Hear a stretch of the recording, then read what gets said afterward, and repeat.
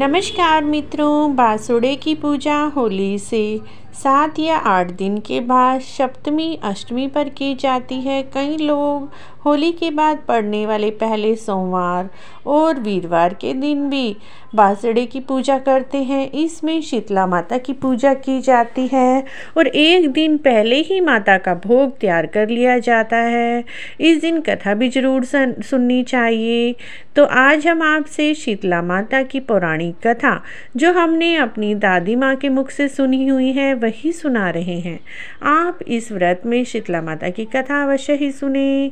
पूजा विधि और सामग्री भी आप हमारे चैनल पर जाकर देख सकते हैं। शीतला माता की कथा इस प्रकार है।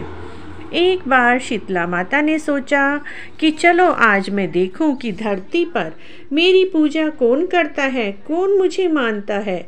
यही सोचकर शीतला माता धरती पर राजस्थान के डुंगरी गांव में आई। देखा इस गांव में मेरा मंदिर ही नहीं है, ना ही मेरी कोई पूजा करता है। माँ शीतला गांव की गलियों में घूम रही थी। तभी एक मकान के ऊपर से किसी ने चावल का उबलता हुआ पानी नीचे फेंका। वह उबलता पानी शीतला माता के ऊपर गिरा, जिससे शीतला माता के शरीर पर छाले पड़ गए। शीतला माता का पूरा शरीर जलने लगा। शीतला माता गांव में इधर उधर भाग भाग के चिल्लाने लगी, हाय मैं जल गई, मेरा शरीर तप रहा है, जल रहा है, कोई मेरी सहायता करो। लेकिन गांव में किसी ने शीतला माता की सहायता नहीं की। वहीं घर के बाहर एक कुम्हारिन महिला बैठी थी। उस कुम्हारिन महिला ने देखा, अरे यह बुढ़िया माई तो बहुत जल गई है और इनके पूरे शरीर में तपन है, इसके पूरे शरीर में तो फफोले पड़ गए हैं। यह तपन वह सहन नहीं कर पा रही है। तब उस कुम्हारिन ने कहा, हे माँ, तू यहाँ आकर बैठ जा, मैं तेरे शरीर के ऊपर ठंडा पानी डालती हूँ।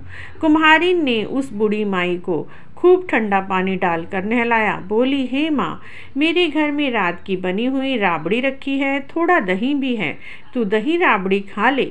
तब बूढ़ी माई ने ठंडी ज्वार के रोटे की राबड़ी खाई, दही खाई, जिससे उनके शरीर में ठंडक मिली। तब उस कुम्हारिन ने कहा, आ माँ बैठ जा, तेरे सिर के बाल बहुत बिखरे हैं, ला मैं तेरी चोटी गूंथ देती हूँ। कुम्हारिन माई की चोटी गूंथने लगी, कंघी बालों में करने लगी। अचानक कुम्हारन की नज़र उस बूढ़ी माई के सिर के पीछे पड़ी। कुम्हारिन ने देखा एक आंख बालों के अंदर छुपी है। यह देखकर वह कुम्हारन डर के मारे घबरा कर भागने लगी।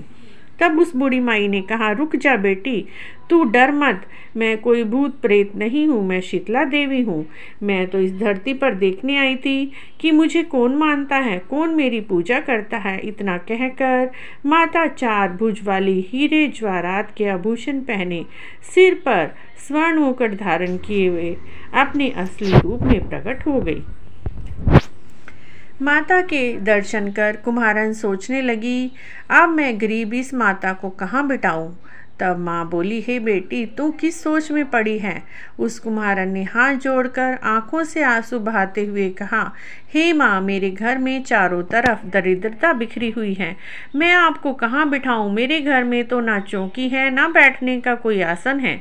तब शीतला माता प्रसन्न होकर उस कुम्हारिन के घर में खड़े हुई गधे पर बैठकर एक हाथ में झाड़ू, दूसरे हाथ में डलिया लेकर कुम्हारन के घर की सारी दरिद्रता को झाड़कर डलिया में भरकर फेंक दिया। उस कुम्हारन ने कहा, हे बेटी, मैं तेरी सच्ची भक्ति से बहुत प्रसन्न हूँ। अब तू जो भी वरदान मांगना चाहती है वरदान मांग। तब कुम्हारन ने हाथ जोड़कर कहा, हे माता, मेरी इच्छा है अब आप इसी डूंगरी गांव में स्थापित होकर यहीं निवास करें।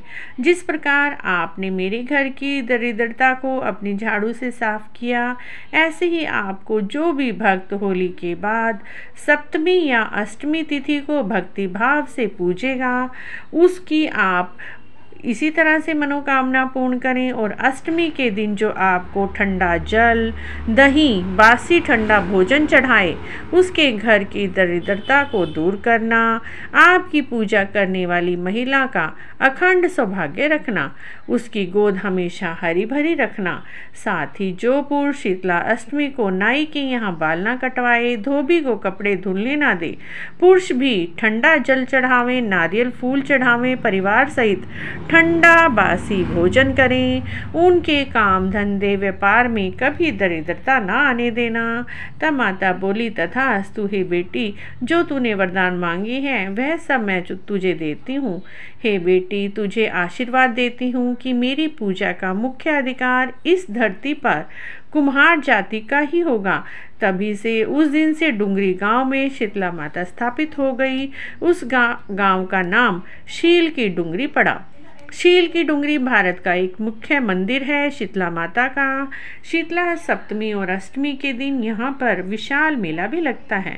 तो मित्रों, शीतला अष्टमी पर और या सप्तमी पर जब भी आपके घर की परंपरा है, उस अनुसार आप शीतला माता की पूजा ठंडे बासी खाने से अवश्य ही करें और उस दिन पूरा दिन पूरे परिवार के साथ ठंडा भोजन ही ग्रहण करें। अगर आपको भी शीतला माता की व्रत कथा अच्छी लगी है तो प्लीज़ हमारे चैनल को जरूर सब्सक्राइब करें, लाइक भी करें, शेयर भी करें। जय माँ शीतला। कमेंट बॉक्स में जय माँ शीतला अवश्य लिखें।